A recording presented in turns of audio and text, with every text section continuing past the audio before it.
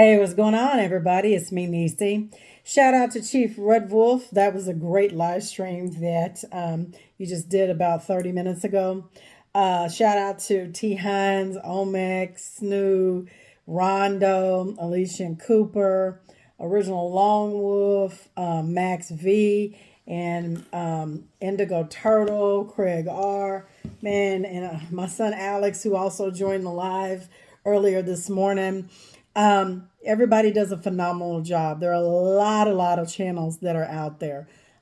Chief talked about the research guy. I've been following him probably about 5 or 6 months. He is actually another good one, as is Drop 432, Camaro, Original Lone Wolf. Man, there's just so much. Rondo, you guys put out magnificent content. So I just want to shout you guys out. All right, so tonight I want to get back to where we were. Last night I read chapters 10 through 14 of The Dome and the Outer Space Projections. This is installment 5 of No Scaphandrum, or Claudio Nuccelli. And I want to jump right in because I want to cover this chapter, okay? What I'm going to be reading tonight is chapter 15, the 8 cycles of the humanity and the respective resets. I said 8, okay? 8. All right. The first humanity of Hyperborea and Asgard, okay? This first humanity was the beginning of everything. It was created according to a great ancestral books by the 5 masters who origin is unknown and developed in the area of Asgard to the north, beyond the first known barrier of the ice or first dome. They had a direct connection with Hyperborea, the center of the known lands, by means of a portal that transported matter. Their technological advance was of great level, and especially their spiritual development.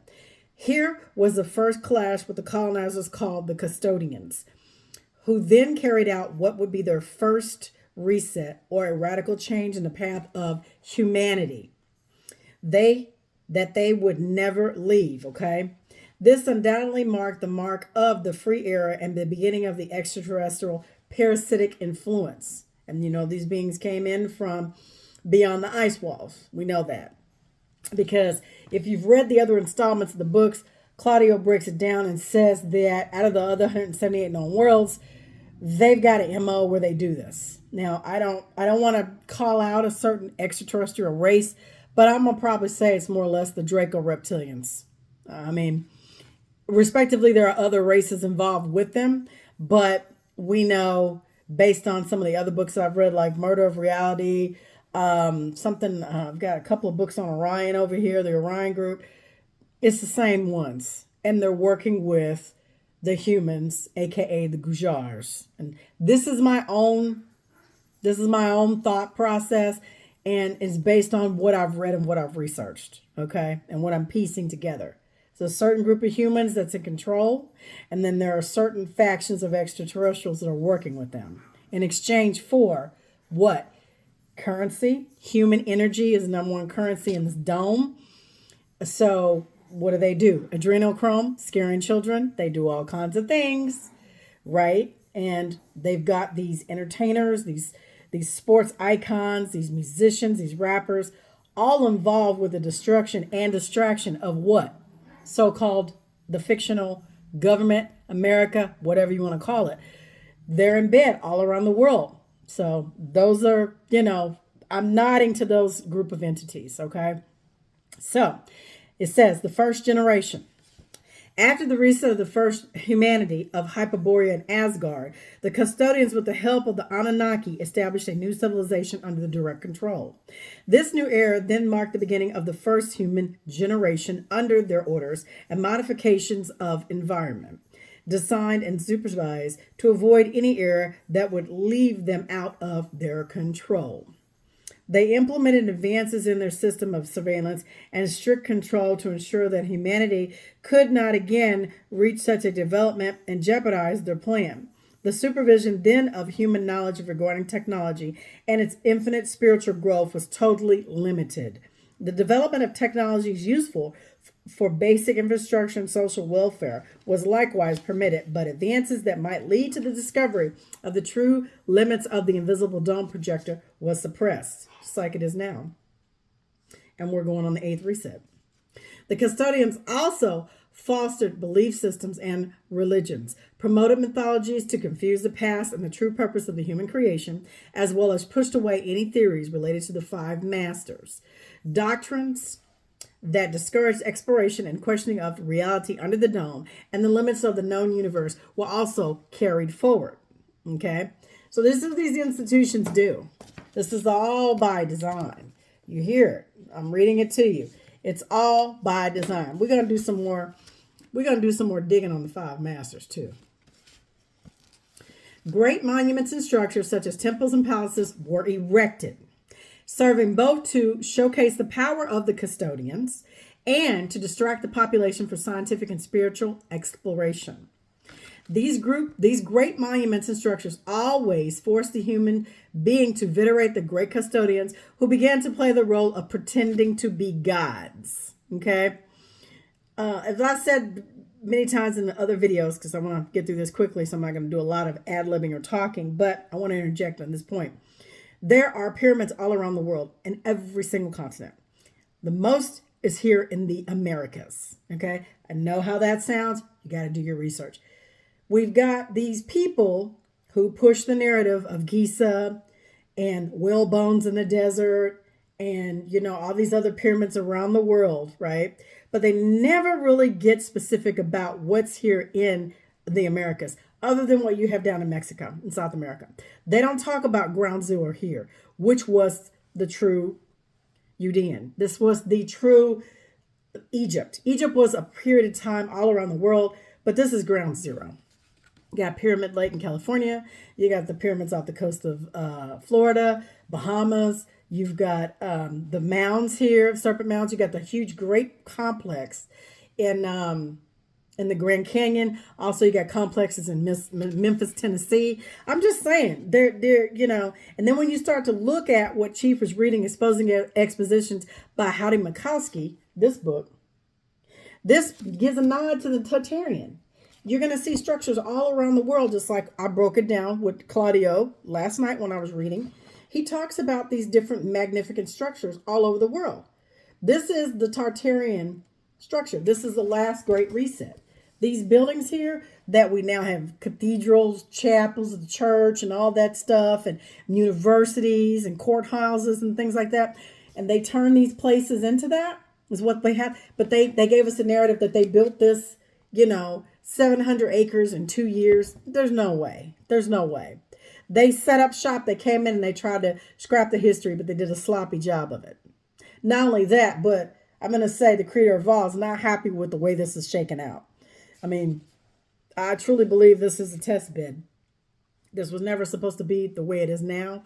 And these beings, these factions were masquerading as gods, okay? And they destroyed this last great reset. This is the Tartarian Empire that we're talking about. So that's my point, okay? Let's get back to it. So it says, they were pretending to be gods.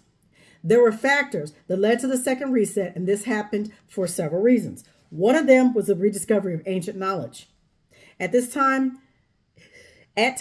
went on, this first generation human began to recover fragments of the lost knowledge of the first humanity of Hyperborea. These fragments included technological and spiritual advances that challenged the narrative of the colonizing parasites. The rise of critical thinking also had a significant influence. Some individuals and groups began to question official teachings and investigate beyond the allowed limits. This critical thinking spread and threatened to destabilize their control. What do you think's happening right now? Or are they just tweaking that too? Exploration and external contact was determined. There were attempts at exploration that led to disturbing discoveries, especially of the vestiges in the Hyperborea area. Some of the expeditions also got too close to dividing barriers and membranes and began to understand the true nature of their world. All this gave way to the phase of resistance and rebellion, which you think's happening right now. Resistance movements began to form against custodial control and these groups. through those small, began to spread dangerous ideas that put the total control of their great colony at stake. The custodians then set in motion their second reset as they saw the resurgence of dangerous knowledge and the rise of critical thinking. Decided then that the first generation had reached a point of no return, and to preserve their dominance, they carried out their plan. The reset was carried out through controlled catastrophes, which destroyed much of the infrastructure and accumulated knowledge. Methods such as floods, earthquakes, and volcanic eruptions were used to annihilate any trace of the previous civilization. They do it every time. Then came the repopulation phase, initiating a process based on laboratory studies and advanced methods to introduce a new generation of humans with memories and knowledge adjusted to avoid repeating the previous mistakes. The world fairs, they had infants for sale. This is why we talk about the orphan trains and these Cabbage Patch Babies. This is part of the repopulation from the last great fall of Tartary. That's where that comes from. 75 years, orphan trains. Why did they do that? Incubator babies. I'm just saying.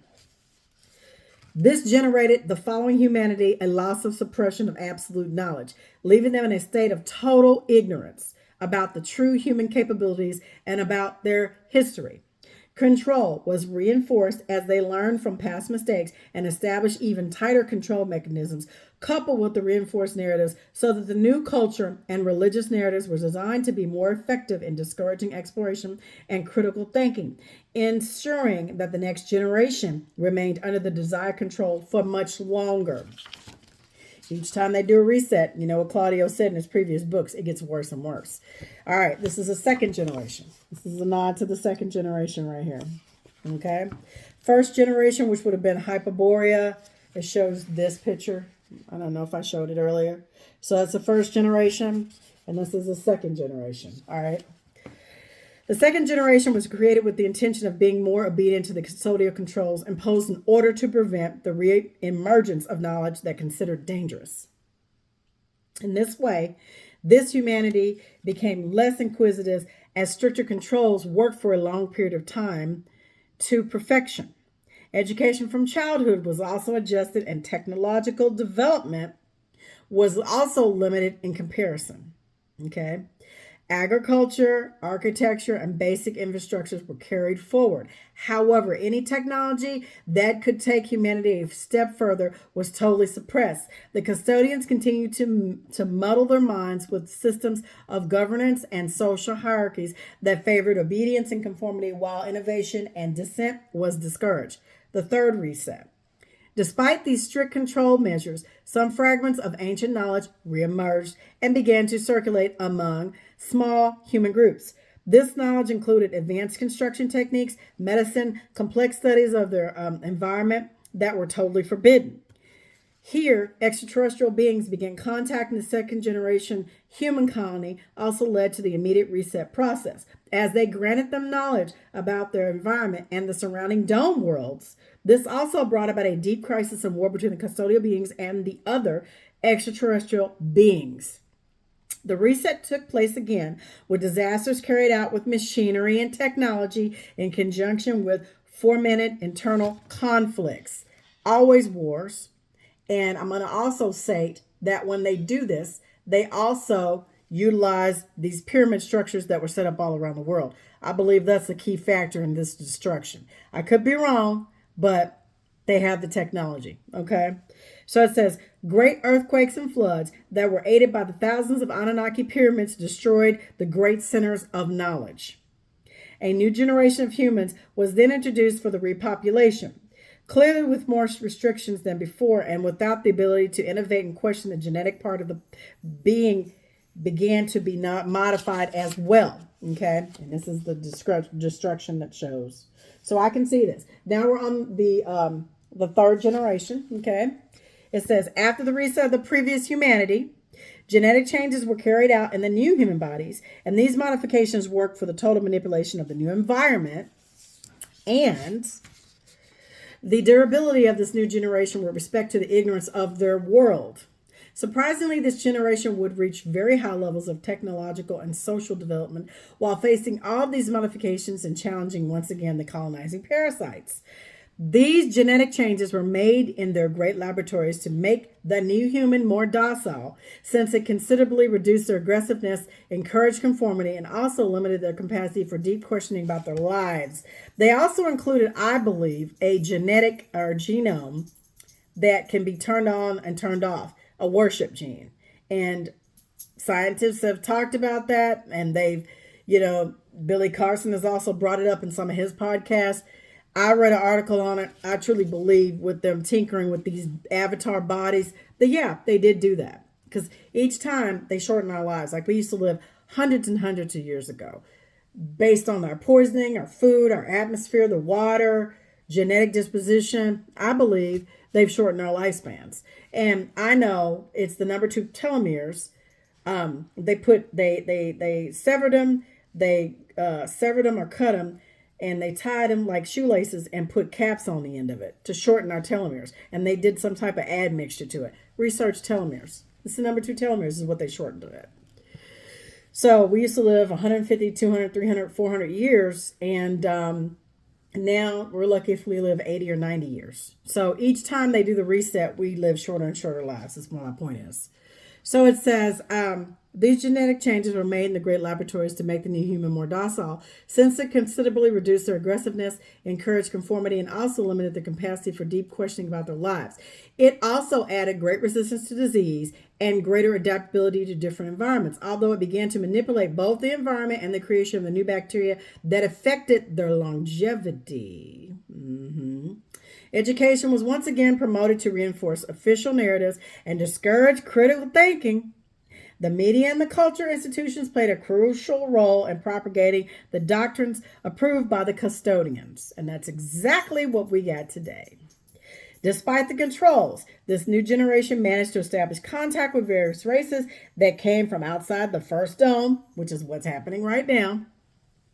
These extraterrestrial races provided them with advanced knowledge in various areas that were totally suppressed, including technology, genetics, and spirituality. These advances that were exchanged regarding energy, interdimensional travel, healing techniques were reason enough to carry out a new reset and repopulation again. The knowledge about genetics generated such resentment against the custodians, and a clear desire to reverse these alterations to regain full autonomy was carried out by the human laboratories in conjunction with these visiting extraterrestrial races. Again, absolute chaos took place in conjunction with great natural disasters, volcanoes, and a great fire prior to a great flood that again annihilated all life within the projector dome. So see, now we're getting ready to go on the 4th reset, and they've got a MO. They do the same shit over and over and over and over and over. When is it going to stop? When is it going to stop? I mean, this is ridiculous. Look, we're on the 8th reset right now, you guys. In our lifetime, we will probably witness this, okay? I know the creator of all is not happy. And Red Wolf has said many times, and so has Alex. This is the final countdown. This is the final reset. After 8 times, how many more times is the creator of all going to allow this to happen? That's my point. We got to ascend. We don't have no choice now at this point. 4th generation. Let's get it. The generation began with great genetic changes that, again, sought docility, also reducing longevity, and thus projecting this new generation could reach long periods.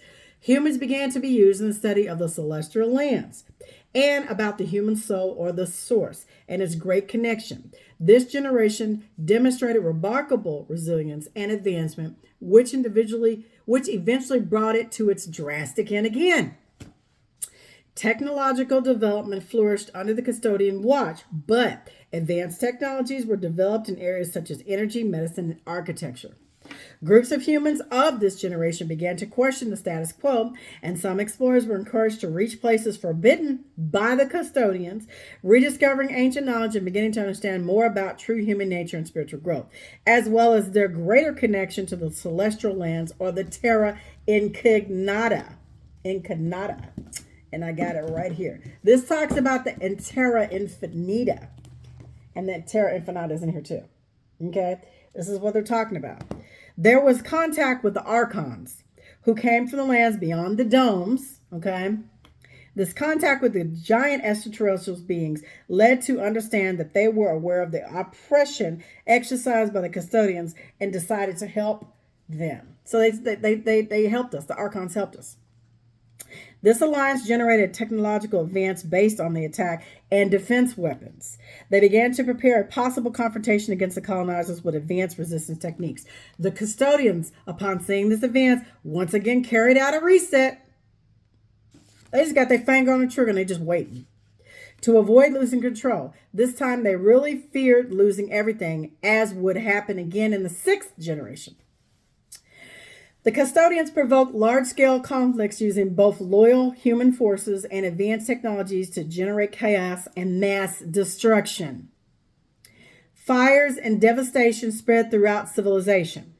The giant Archons intervened, and in the midst of the war, a small group of humans were rescued by them, using first a large defense field that prevented custodial projectiles from hitting them, and then through a portal created by energy from a sacred tree known as the Tree of Light, helped transport this group to the safe lands as Asgard, where it all begun. The area of Asgard then, according to the story, is today taken over by former humans who managed to save themselves from the cyclical resets while maintaining the hope of a future total liberation.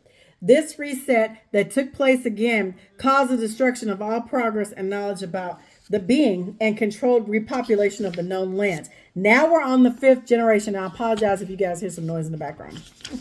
All right. We're on the 5th generation. We're almost done.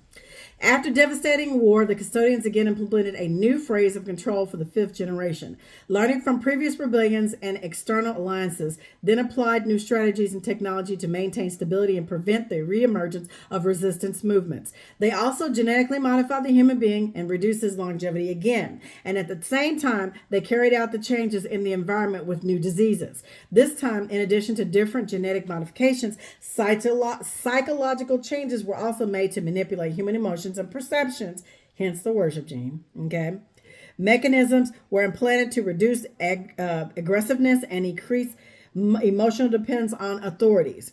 The creation of a more sophisticated communication and propaganda network using technologies to monitor and control the flow of information, like our damn phones, computers, laptops, phones, TVs, anything that has a chip, basically. They monitor us.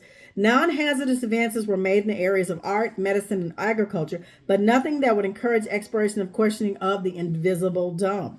The custodians fostered a rich artistic culture of music, literature, and visual arts that flourished, creating a vibrant and creative society, which, however, remained under strict ideological control. Changes to the infrastructure that had not been made before were carried out, preferring to more closely control any of these creations by assisting in new human construction and the supervision.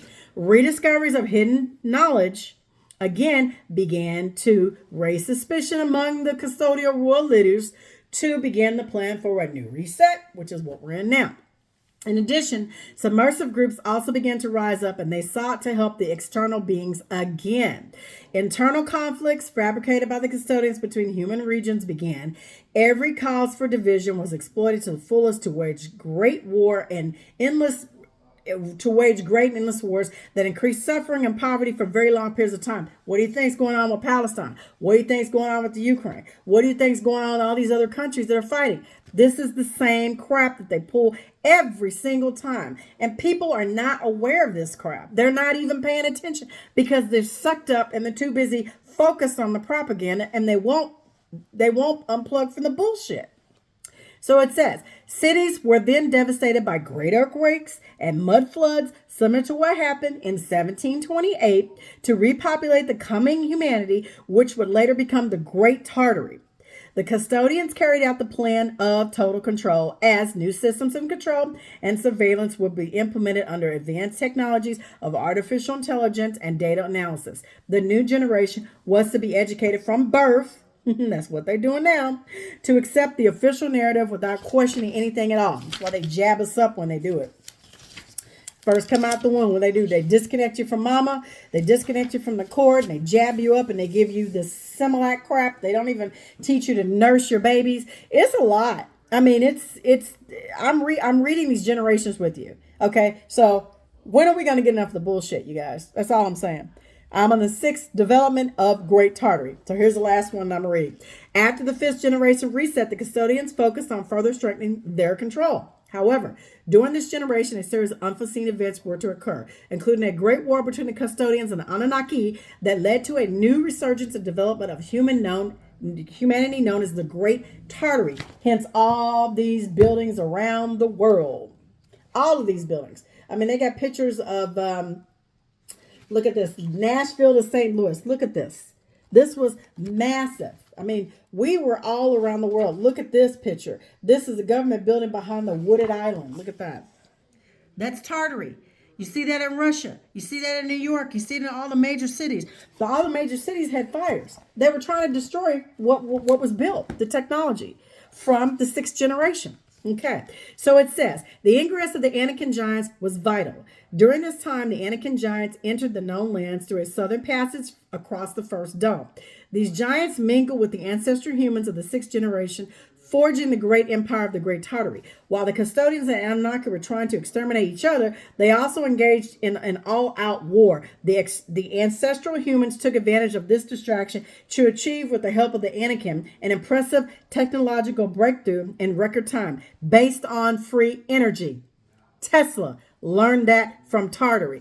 He got a hold of the remnants. And what do? Every time you find someone that has some type of great technological invention, they end up unaliving that person and taking their technology from them and hiding it. What am I going to show you guys? This is what it looks like, just so you get a picture. This is what it looks like with all these 178 worlds. We're in the center. And around us, there's a set of ice walls. There's some more colonies or planets around us. And then there's the ice walls again. And then you go out and you have all the other worlds. So all these other worlds have a cell membrane around them just like we do. And they're different types of extraterrestrial species. Okay. So this is what we're dealing with. Whether this sounds fantastical or not, I totally know it's true. It's not a belief. It's knowing. It's within our DNA. Okay. So it says, the Great Tartary then experienced a boom in the development of advanced technologies based on free energy and colossal structures. Knowledge about the 178 dome worlds and the potential of the human soul with its incredible spiritual growth began to be imported openly. And here's the book that he talks about the 178 known worlds under the Great Dome. Okay, so then it says, during this period, the Orion gray extraterrestrials, who also came from outside the first dome, were charged with the control of the human colony, a legacy of the custodians while they were engaged in the war against the Anunnaki beings. The rise of the Great Tartary was unprecedented. Advanced technologies never before seen were developed, including free energy systems that allowed the construction of colossal structures and significant improvements in the quality of life. Okay, it says spiritual knowledge was also paramount, and a profound spiritual and human soul ascent was promoted, leading to a remarkable scope of a more enlightened society. The empire flourished among the great and beautiful architectural creations and the mix of Anakin giants, and they're called the Anak, okay, the Raphaim, and the Hebrew Bible, or the Christian Bible, let me put it that way, King James Version. That's who they're talking. When they say Anakin, the Anunnaki, the Anak, they were like grasshoppers in our sights. That's what they wrote in the text. Okay, same ones. It says, this empire flourished among the great and beautiful architectural creations. The mix of the Anakin giants and the humans seemed to be perfect, creating a rich and powerful civilization with a vibrant control and an infallible infrastructure. So we're going to stop it right there. So I read chapters 14 and 15. Let me make sure I did that right. Hold on. No, I'm sorry. I read chapter 15 only. Okay. And I read the 8 cycles of humanity and the respective resets. So we went from the first generation all the way up to the 6th generation and the development of Tartary. Okay. And so next chapter I'll be reading is chapter 16, and it says the fire of 1666, the battle between the Great Tartary and the Greys of Orion. So we're going to cover that next. We're more than halfway through this book, you guys. Look, so I'm knocking these out because I want to get through this because we have other things to discuss. There are some things that I want to bring up too, maybe in the next chapter when I read that coincides with Flat Atlantis. So, I saw the podcast a few last night. My son Alex has sent it to me where Billy Carson was on Joe Rogan, and he was on there talking about all these great discoveries all around the world, and how he talked about Terrence Howard. Terrence Howard was talking to Billy Carson, and they were talking about the planets and our universe. And I really think Billy is a great resource because I started following him, but I also feel like it's a bit of a psyop because it's still a diversion, because they're still pointing to, and I don't think I think they do know, but the thing is, he never talks about the pyramids here in the Americas. Okay. I have a problem with that. And then the next thing he doesn't talk about, how we've been reclassed as a people. Us, the dark skins, because I don't say white and I don't say black. I say for a white person, you're light skinned. For a black person, you're dark skinned. Everybody's got melanin. You either got a little bit or you got a lot, right? So he steer clears of those things, right? He pushes one set narrative and he digs in and he goes for it. I have learned a lot from Billy because I've attended his mystery schools. I did have a package membership with Forbidden Knowledge TV. I probably will reactivate it this month so I can go back out there and do some more studying. I do like him. I like what he's doing, but I also feel like he's not addressing the issues. He's not addressing the fact of the Gujars and what they've done to this world, because he's got to be in bed with these people. When I say in bed, he's got to be in agreement with these people. He's got government contracts. He's got a business. So he's about the fiat.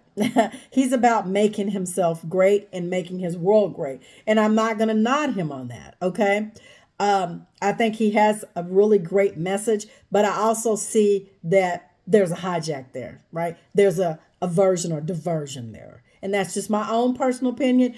You guys have to do your research and you'll come into your own understanding. I'm not swaying you from him because, again, I do like him and I have reached out to him several times. Him and my mentor, Gerald Clark, who is no longer with us. Rest in peace, Gerald. I got this book today from Krista Clark, and it says Living My Personal Legend and a Love That Lives On. Gerald R. Clark and Krista J. Clark. And he did the book up here that I have, let me see, The Seventh Planet, Mercury Rising, okay, Gerald Clark. And he has the other book, The Anunnaki of Nibiru, okay. And Nibiru is talked about, okay. Nibiru is talked about in text, Wormwood, okay.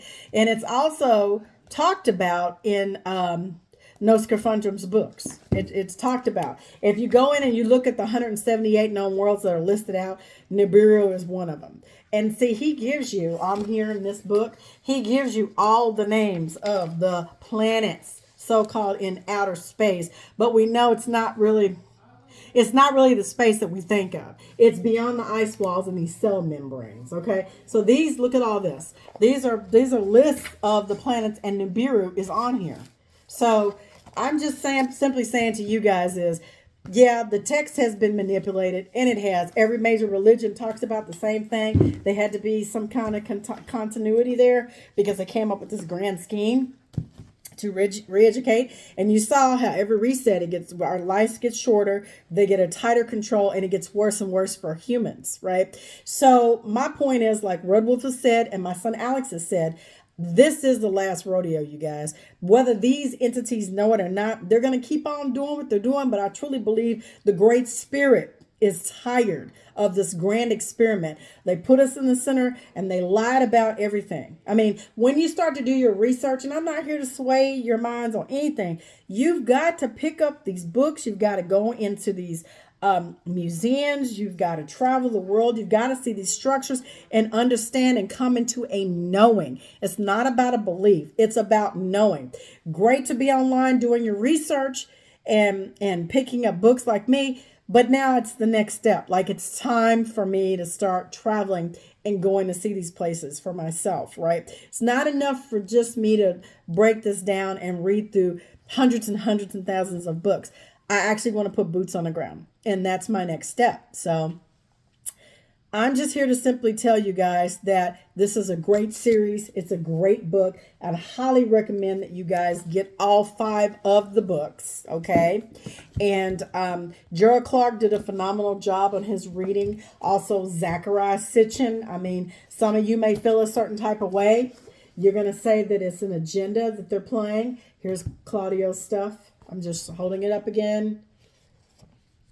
Here, here, and then his latest installment here. So my thing is, yeah, this is to set the record straight and to not have any confusion. I can see with each reset how things get misinterpreted and they get scrapped and they start making these more grander illusions of things. But for me, it is you just have to pray and you have to meditate on it. You have to really come into an awareness of your own. And the only way you're going to be able to do that is to get back into the basics. Last thing I'm going to say, I'm going to get off here. The greatest lie ever told was for you to look outside yourself instead of looking internally. The universe is within you. Everything you need, you are already given. Okay? Nature will find a way. The creator of all controls all of this, okay? Whether you guys believe it or not, right? And so for me, it's like this has been a journey. It's still a learning process. And, I'm breaking down some of the information, though I have more of an extraterrestrial background, so I don't want to bring a lot of that into play right now because I just want to read what's on these pages so we can come to an understanding together. And then I'll expound on those other topics later, right? So anyway, I hope you guys have a great night. Thanks for joining me. And as I always say, be the change that you want to see all around this Earth dome, because like I say, planet, Earth dome, Earth, blah, blah, blah, blah. Earth dome, because it's up to you and I to make a positive change in this ethos, right? And I would say I love you guys. I'm trying to get out of that. I am simply going to say that we are eternally bonded for anyone who sees this video and takes the time to let me come into your home and to spend 30 minutes with you. All right. I hope you guys have a good evening, and I'll talk with you soon.